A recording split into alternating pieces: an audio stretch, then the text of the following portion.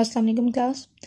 इससे प्रीवियसली हम पढ़ चुके हैं मुख्तलिफ जो हैं ट्रेड रीजन्स के बारे में पढ़ चुके हैं, जिनमें ASEAN है, नेफ्टा वगैरह है।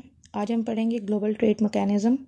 देखिए, जब मुख्तलिफ रीजन्स ने आपस में मिलकर ट्रेड करना शुरू की तो उसका ड्रॉबैक ये हुआ कि पूरी दुनिया में अलग अलग ब्लॉक बन गए और लोग आपस में एक दूसरे से हाई टैरिफ के ऊपर जो है वो ट्रेड करने लग गई इकॉनमीज़। तो 2008 के अंदर क्या किया कि अमेरिका ने जो ग्लोबल इकॉनमी है उसको टेल स्पिन बना दिया, मतलब कि एकदम से रैपिडली आउट ऑफ कंट्रोल चली गई और तब फाइनेंशियल क्राइसिस आए थे। तो तब दुनिया ने ये ज़रूरत महसूस की कि हमें ग्लोबली पूरी दुनिया के लिए एक ऐसा निज़ाम बनाना चाहिए, एक ऐसा मैकेनिज़्म बनाना चाहिए ताकि लोग आपस में जो कंट्रीज़ हैं जो साथ साथ अटैच हैं उसके अलावा भी out of the way, out of the border भी वो ट्रेड कर सकें। तो उसमें सबसे पहले जो एग्रीमेंट हमारे पास सामने आता है वो है वर्ल्ड ट्रेड ऑर्गेनाइजेशन। अगर हम वर्ल्ड ट्रेड ऑर्गेनाइजेशन की बात करें तो ये बेसिकली क्या है, ग्लोबल ऑर्गेनाइजेशन है जिसमें 161 कंट्रीज़ शामिल हैं और क्या करती हैं, वो एक ही रूल को फॉलो करती हैं ट्रेड करने के लिए आपस में, यानी कि 161 नेशंस आपस में ट्रेड करती हैं। वर्ल्ड ट्रेड ऑर्गेनाइजेशन जो है कोई नई चीज़ नहीं थी, बल्कि जो हमारे गैट्स हैं, journal agreements on tariffs and trade हैं, बेसिकली उसी की फॉर्मुलाइज एक नई शक्ल थी कि जिसको 1995 के अंदर कन्वर्ट कर दिया गया था कि हमें एक पूरी दुनिया के लिए सेम रूल लगाने चाहिए। और बेसिकली इसमें 161 कंट्रीज़ हैं और 24 जो है वो ऑब्जर्विंग मेंबर हैं। और ये क्या करते हैं, ये एक सिस्टम के तहत जो है वो रूल करते हैं। लेकिन कुछ लोग हैं जो इसके अगेंस्ट हैं कि वर्ल्ड ट्रेड ऑर्गेनाइजेशन नहीं होनी चाहिए, WTO को इम्प्लीमेंट नहीं होना चाहिए था। उसका ड्रॉबैक ये है कि देखें, जब फ्री बैरियर्स हो गए, कोई बैरियर नहीं रहा, आपकी ट्रेड के रूल सेम हो गए हैं, तो उसकी वजह से बहुत सारी जॉब्स कट डाउन हो गई, बहुत सारे लोगों की अनएम्प्लॉयड हो गए कि जब सेम हो गया है सब कुछ तो फिर आप कहाँ से अर्निंग कर सकते हैं। तो कुछ लोग इसके खिलाफ भी हैं। वर्ल्ड ट्रेड ऑर्गेनाइजेशन की अगर हम बात करें तो इसमें सबसे फ़ायदे जो हैं वो बहुत ज़्यादा हैं। जैसे कि लेट सपोज जो आपको गिवन एग्जांपल्स हैं कि यूरोपियन जो है उनकी जो एयरबस है कि अगर उनको गवर्नमेंट उनकी सब्सिडीज़ नहीं दे पा रही हैं कि वो अपने कंपटीटर्स के अगेंस्ट जो है वो अच्छी तरह एक एयरबस ना तैयार कर सकें, प्लेन्स ना तैयार कर सकें, तो उनके पास राइट होता है कि वो फिर WTO से कांटेक्ट करके अपने राइट्स के लिए कर सकते हैं, आवाज़ बुलंद कर सकते हैं।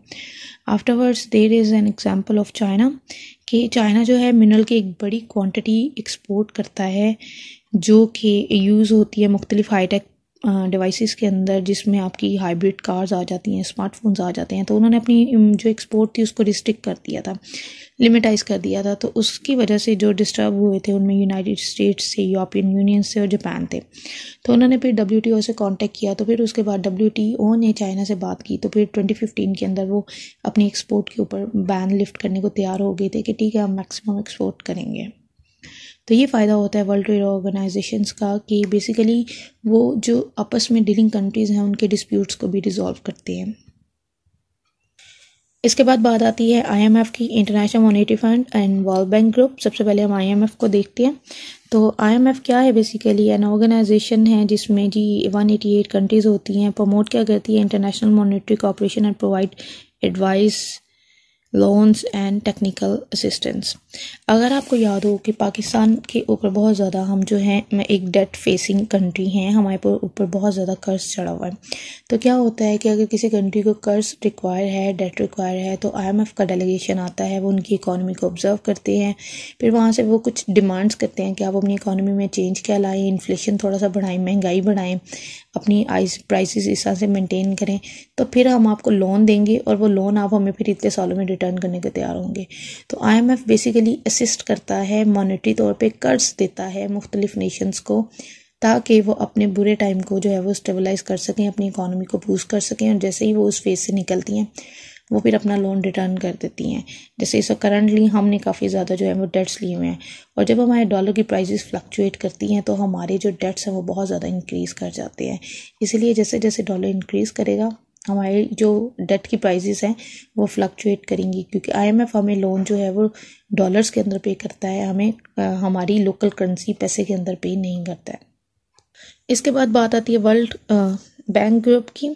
तो बेसिकली ये क्या है कि ये 5 क्लोजली एसोसिएटेड इंस्टीट्यूशंस हैं जिनका काम क्या है, जो प्रोवाइड क्या करते हैं all over the world technical assistance, financial assistance और कंट्रीज़ को डेवलप करने में हेल्प करते हैं।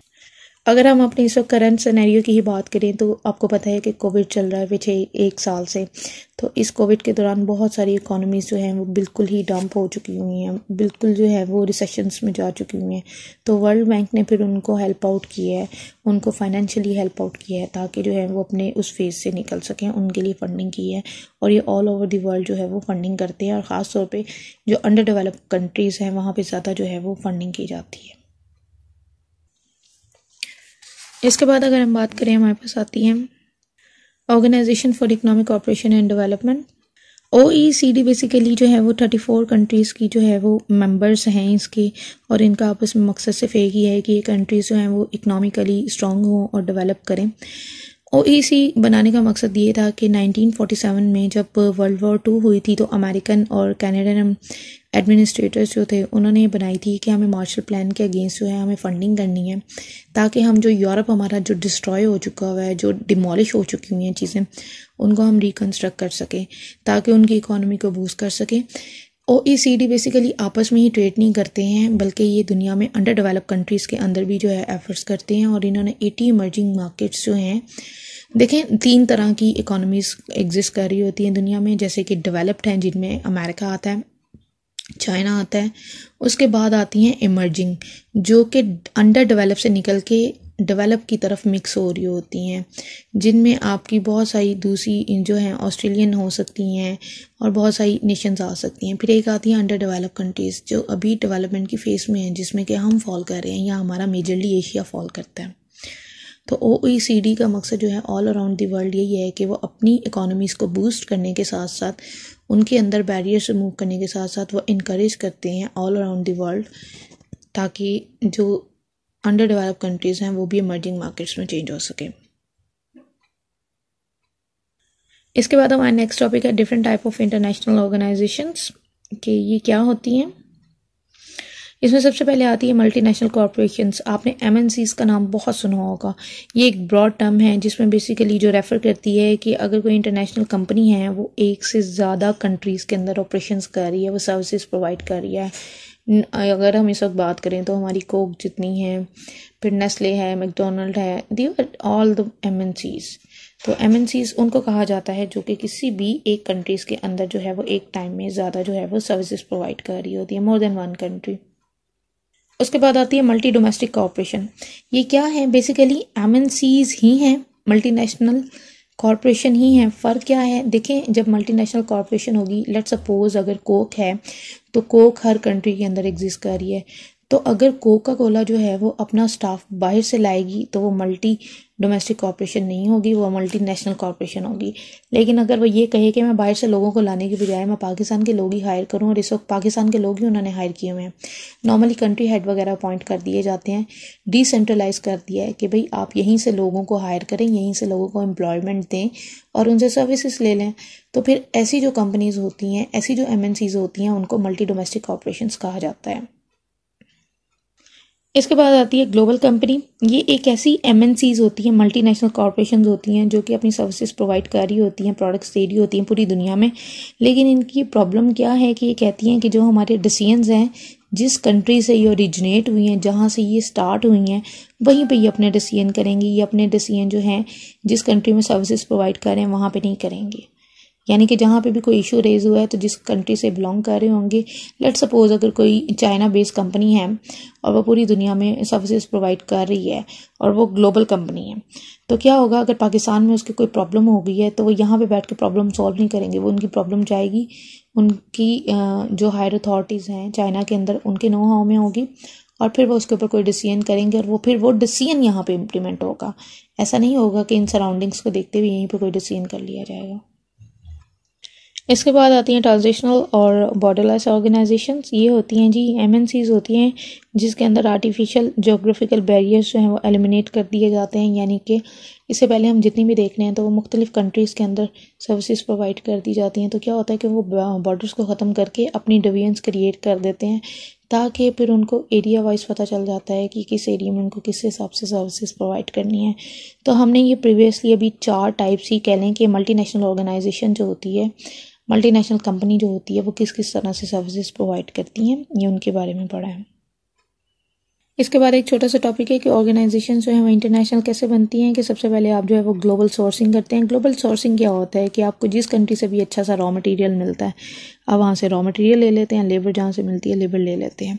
तो अगर आपने इंटरनेशनल ऑर्गेनाइजेशन बनना है नेशनल से, तो फिर आपको क्या करना होगा, आपको एक्सपोर्ट करनी होगी।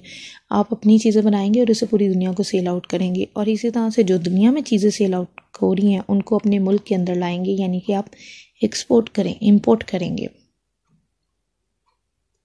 और इसके बाद क्या हो सकता है कि लाइसेंसिंग हो सकती है। आप लाइसेंस क्या होता है, बेसिकली इख्तियार होता है, राइट होता है कि एक ऑर्गेनाइजेशन दूसरे को लाइसेंस देती है कि यस ये जो है एक्सपोर्ट कर सकता है, इंपोर्ट कर सकता है। जैसे पाकिस्तान की जो अच्छी बड़ी टेक्सटाइल इंडस्ट्रीज़ हैं, उन लोगों ने एक्सपोर्ट लाइसेंस लिया हुआ है गवर्नमेंट ऑफ पाकिस्तान से कि हाँ हम एक्सपोर्ट कर सकते हैं, और इसी तरह से उन्होंने इम्पोर्ट लाइसेंस भी लिए हुए हैं। उसके बाद क्या होता है कि फ्रेंचाइज हो जाती है। अगर आप देखें तो पाकिस्तान के अंदर फ्रेंचाइजीज का दौर है।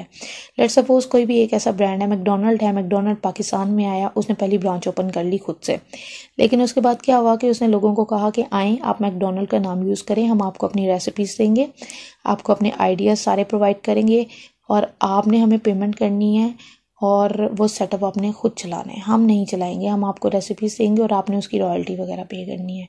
तो फ्रेंचाइजिंग ये होती है। इसके बाद हमारे पास आते हैं जी स्ट्रेटेजिक अलायंस। अलायंस बेसिकली कहते हैं गठ जोड़ को।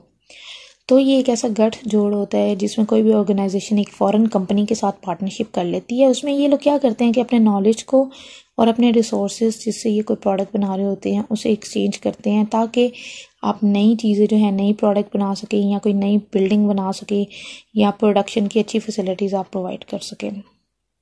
जॉइंट वेंचर क्या होता है कि अगर लेट सपोज अगर नेस्ले है और कोक है, दो अलग अलग कंपनीज हैं, ये क्या करेंगी, नेस्ले और कोक मिलके कोई नई एक कंपनी बना लेंगी, एक नया काम शुरू कर लेंगी, कोई एक नई प्रोडक्ट लॉन्च करने के लिए, तो उसको जॉइंट वेंचर कहते हैं। जॉइंट वेंचर में क्या होता है कि दोनों कंपनीज अपनी अपनी आइडेंटिटी को पीछे छोड़ के एक नई कंपनी फॉर्म करती हैं। फॉरेन सब्सिडी क्या होती है कि इसमें आपने इन्वेस्टमेंट करनी होती है, किसी भी फॉरेन कंट्री ने डायरेक्टली कर रहे होते हैं, आप क्या करते हैं कि उसमें एक इंडिपेंडेंट प्रोडक्शन फैसिलिटी बना देते हैं, कि इंडिपेंडेंट प्रोडक्शन यूनिट बना देते हैं, और उसको डायरेक्ट फंडिंग बाहर से आ रही होती है। फिर इसके बाद हमारा नेक्स्ट टॉपिक जो मेजर टॉपिक है हमारे चैप्टर का, that is managing in a global environment. अब तक आपने मैनेजमेंट के बारे में पढ़ लिया कि करंट सिनेरियो क्या है ट्रेड का, नेशंस जो है वो किस तरह से एक दूसरे के साथ ट्रेड कर रही हैं, और जब MNCs की बात आती है वो मुख्तलिफ कंट्रीज़ के अंदर ऑपरेशनल होती हैं, तो वहाँ के मैनेजर्स कुछ इश्यूज़ फेस करते हैं, उनको वहाँ पे कुछ एनवायरनमेंट्स होते हैं जिनको उनका ख्याल रखना पड़ता है, जिनमें सबसे पहले जो है हमारे पास जो है वो दो पॉलिटिकल और लीगल एनवायरनमेंट आता है। तो अगर हम लीगल एनवायरनमेंट की बात करें तो इसमें हम ये पॉइंट ऑफ व्यू चेक करेंगे कि क्या वहाँ पे लॉस की स्टेबिलिटी है या इंस्टेबिलिटी है। और पॉलिटिकल्स की सबसे पहले हम लॉ की बात कर लेते हैं कि क्या वो नेशंस ऐसी हैं कि जहाँ पे लॉज फॉलो किए जाते हैं। अगर हम अमेरिकन्स की बात करते हैं तो हम वहाँ पे रूल्स फॉलो होते हैं, कनाडा में रूल्स फॉलो होते हैं, वहाँ पे कोई भी लॉ पर्सन जो है वो लॉ ब्रेक करने का सोच भी नहीं सकता है। तो वहाँ के जो एम्प्लॉयज़ होंगे उनको काम करने में भी आसानी होगी। वहाँ का फिर पॉलिटिकल सिस्टम भी बहुत स्ट्रॉन्ग है कि वहाँ पे गवर्नमेंट्स आती हैं, अच्छी तरह से रूल करती हैं, वो चली जाती हैं। बट अगर हम पाकिस्तान की बात करें तो पाकिस्तान में काफ़ी हद तक सिचुएशन जो है वो वर्स्ट है। उसकी बात यह है कि हमारे यहाँ पे लॉ जो है वो अबाइड नहीं किया जाता, इतना ज़्यादा फॉलो नहीं किया जाता। और सेकंड वन, पॉलिटिकल सिस्टम, हमारे यहाँ पे पॉलिटिक्स जो है डैट इज़ अ बिट जुनूनी टाइप कि अगर आपको मैं रिमाइंड दूँ कि जब बेनज़ीर भुट्टो की डेथ हुई थी तो उस वक्त हमारी कंट्रीज़ को खरबों रुपये का नुकसान हुआ था। सिर्फ एक डेथ की न्यूज़ सुन के लोग इतने शौक में आए कि चंद जो अनासिर हैं, इस तरह के एलिमेंट्स जो थे, उन्होंने आपकी कंट्रीज़ के अंदर इतनी ज़्यादा तोड़ फोड़ की कि उसका नुकसान हमें खरबों के अंदर पे करना पड़ा और कई साल तक हमें वो लॉस अपना रिकवर करना पड़ा। तो जिन कंट्रीज़ का लीगल एनवायरनमेंट बहुत स्ट्रॉन्ग होता है, पॉलिटिकल सिस्टम बहुत स्ट्रॉन्ग होता है, वहाँ पे MNCs बहुत आसानी से काम करती हैं। वहाँ पे क्या होता है कि अगर कोई इशू भी हो जाएगा तो उन मैनेजमेंट को अपनी लीगल प्रोसीजर्स और करने में बहुत आसानी होगी और वो उसको इस्टेब्लिश भी कर सकते हैं, उनको फॉलो भी कर सकते हैं। फिर क्या होगा कि उनके अपने अगर इलेक्शंस हैं तो वो आराम से जो हैं वो इलेक्शंस भी होल्ड कर सकते हैं और रेगुलर बेसिस पे हो सकते हैं। इसके बाद अगर हम बात करें कि डिफरेंसेस होते हैं कि लेट्स सपोज अगर किसी यूएस बेस्ड कंपनीज़ के लॉस जो हैं वो बहुत ज़्यादा डिफरेंट है, बिजनेस एक्टिविटीज़ बहुत ज़्यादा डिफरेंट है। अगर वो प्रोडक्ट कोई इस तरह की है जिसमें अल्कोहलिक है, वो प्रोवाइड कर रही है, सक्सेसफुली जा रही है यूएसए के अंदर, बट वो पाकिस्तान के अंदर अपने ऑपरेशन उस तरह से नहीं कर सकती, वो because we are Islamic country और हमें जो है हलाल और हराम की तमीज़ हमें करनी पड़ती है, तो हम इस तरह की नहीं कर सकते हैं। तो इसका नतीजा क्या होता है कि उनकी डिलीवरी ऑफ प्रोडक्ट्स और उनके सर्विसेज पे इफेक्ट आते हैं। ओवरऑल लीगल और पॉलिटिकल एनवायरनमेंट के बारे में बात करने का मकसद सिर्फ इतना है कि कोई भी कंट्री है, अगर उसके फर्दर अगर एमएनसी है, किसी कंट्री के अंदर ऑपरेशंस हैं, तो वहाँ के मैनेजर को अपनी होम कंट्री जहाँ से उसकी प्रोडक्ट्स ओरिजिनेट हुई हैं और जिस कंट्री में वो सर्विसेज प्रोवाइड कर रहे हैं, उनके लीगल पॉलिटिकल एनवायरनमेंट का बहुत अच्छी तरह से इल्म होना चाहिए, ताकि अगर उनको कोई भी अपॉर्चुनिटीज़ आ रही हैं उसको अवेल कर सकें, और अगर कोई कंस्ट्रेंट्स आ रही हैं, कोई कंस्ट्रेंट हर्डल्स कुछ क्रिएट हो रही हैं, तो वो उसको रियलाइज़ कर सकें और उनको सॉर्ट आउट कर सकें। इसके बाद हमारे पास आते हैं इकोनॉमिक एनवायरनमेंट। इकोनॉमिक एनवायरनमेंट में ये हम देखते हैं कि कोई भी अगर ऐसा मैनेजर है जो कि किसी दूसरी कंट्री में है, तो उसे इतना इल्म होना चाहिए, उसे इतनी नॉलेज होनी चाहिए कि जिस कंट्री से वो आया या जहाँ पे वो सर्विसेज प्रोवाइड कर रहे हैं उनके इकोनॉमिक फैक्टर्स क्या क्या हैं। अगर हम इकोनॉमिक सिस्टम की बात करें तो उस कंट्री के अंदर कौन सा सिस्टम चल रहा है, तो अगर हम बात करें तो वहाँ दो तरह के इकोनॉमिक सिस्टम हो सकते हैं। एक तो फ्री मार्केट इकोनॉमी हो सकती है। फ्री मार्केट इकोनॉमी क्या होती है बेसिकली कि वो ऐसी इकोनॉमी होती है कि जिसके रिसोर्सेज जो है ना वो प्राइमरली जो है ना वो कंट्रोल किए जाते हैं प्राइवेट सेक्टर से। लेट्स सपोज अगर हम पाकिस्तान की बात करें तो हमारे अगर जितने मादनियात है, हमारे मिनरल्स हैं, हमारे नेचुरल रिसोर्सेज हैं, तो वो गवर्नमेंट ऑन्ड है, तो हमारी फ्री मार्केट इकोनॉमी नहीं है, हमारी प्लान्ड इकोनॉमी है। उसके बाद second point is planned economy के जिसमें सारे इकोनॉमिक डिसीजंस जो हैं वो एक सेंट्रल गवर्नमेंट लेती है। तो नॉर्मली मेजर जो कंट्रीज़ हैं वो प्लान्ड इकोनॉमी है, जहाँ पे डिसीजंस जो हैं वहाँ की गवर्नमेंट लेती हैं। ऐसा नहीं है कि उन इकोनॉमीज़ ने प्राइवेट सेक्टर को बिल्कुल ओपन छोड़ दिया हुआ है और वो खुद ही से उन रिसोर्सेज को यूज़ करते फिरें और सब कुछ हो। इसके बाद अगर हम बात करें कैपिटलिज्म की, तो कैपिटलिज्म क्या है बेसिकली, जो यूएस इकोनॉमी है वो बेस कर रही होती है कैपिटलिज्म के आइडियाज़ के ऊपर। कैपिटलिज्म ये बिलीव करते हैं कि जो यूएस की गवर्नमेंट है वो कहती है कि हम पूरी यूएस की लैंड के ऊपर ऑनरशिप पोजेशन नहीं करते हैं, पोजेशन नहीं है हमारी, ना हम बिजनेस नेचुरल रिसोर्सेज पे। कुछ पार्ट जो है वो गवर्नमेंट के अंडर होते हैं, कुछ जो है वो लोगों के पास होते हैं या बिजनेसेस के पास होते हैं। जबकि अगर हम चाइना की बात करें तो चाइना में वहाँ पे कम्युनिज्म है। कम्युनिज्म क्या है कि चाइना बिलीव ये करता है कि उनके जितने रिसोर्सेज हैं ना वो उनकी आवाम, वहाँ की सोसाइटी उसकी ऑनरशिप है, तो इसीलिए चाइना जो है कम्युनिस्ट कंट्री है दुनिया के अंदर। तो ये मुख्तलिफ तरह की इकोनॉमीज हमने पढ़ी हैं जिनमें फ्री भी हो गई, प्लान्ड भी हो गई, और कैपिटलिज्म भी हो गई और कम्युनिज्म भी हो गई।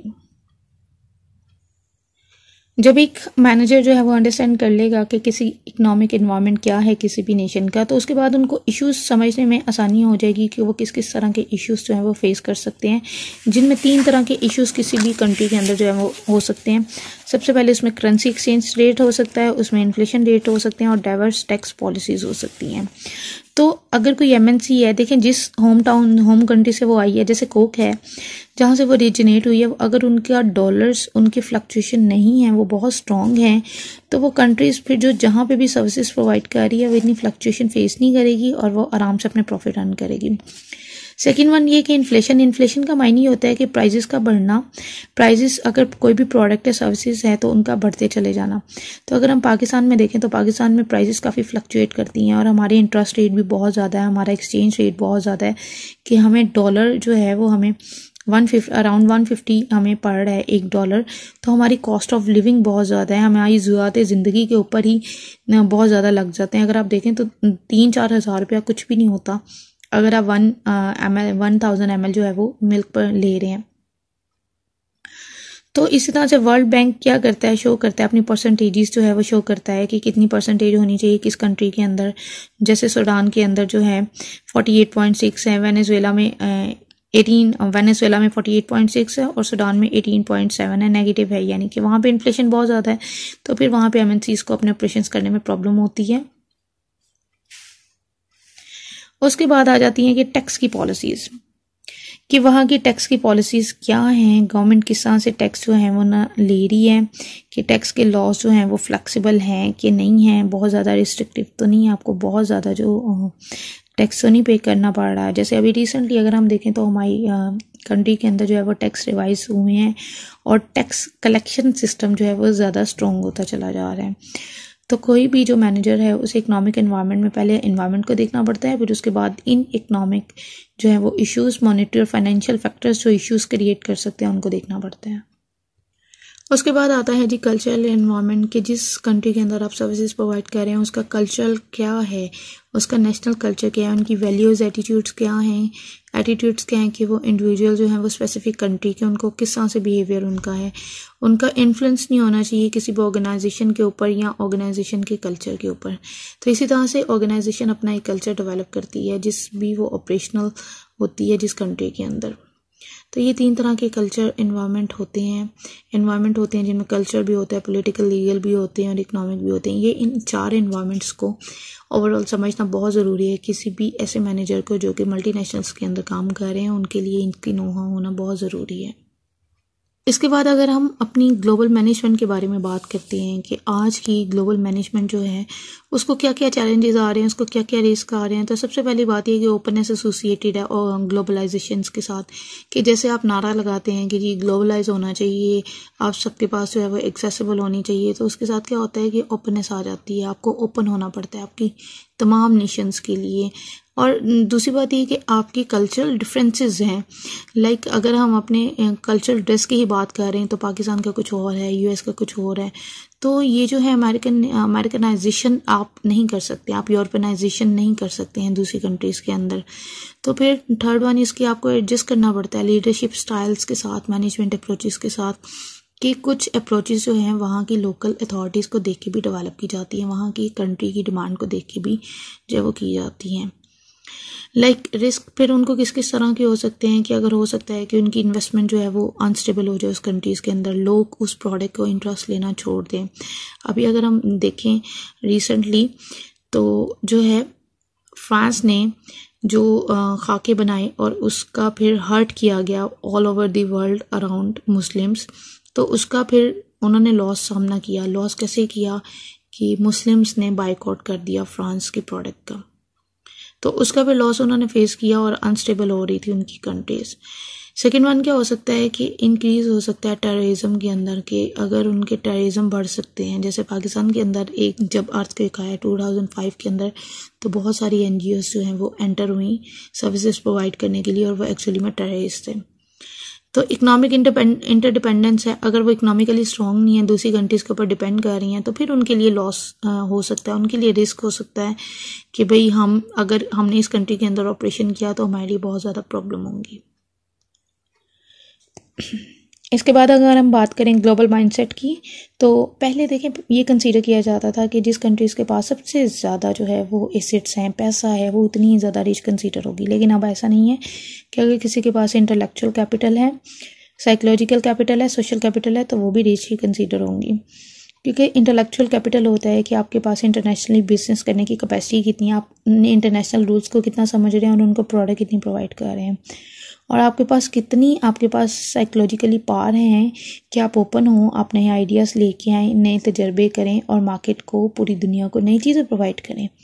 और आपका सोशल कैपिटल क्या है, यानी कि आप कितनी स्ट्रॉन्ग फर्म है कि लोग आपके साथ कनेक्ट रहना चाहते हैं, लोग आपके साथ एसोसिएट रहना चाहते हैं, लोग आपकी प्रोडक्ट्स को यूज़ करना चाहते हैं।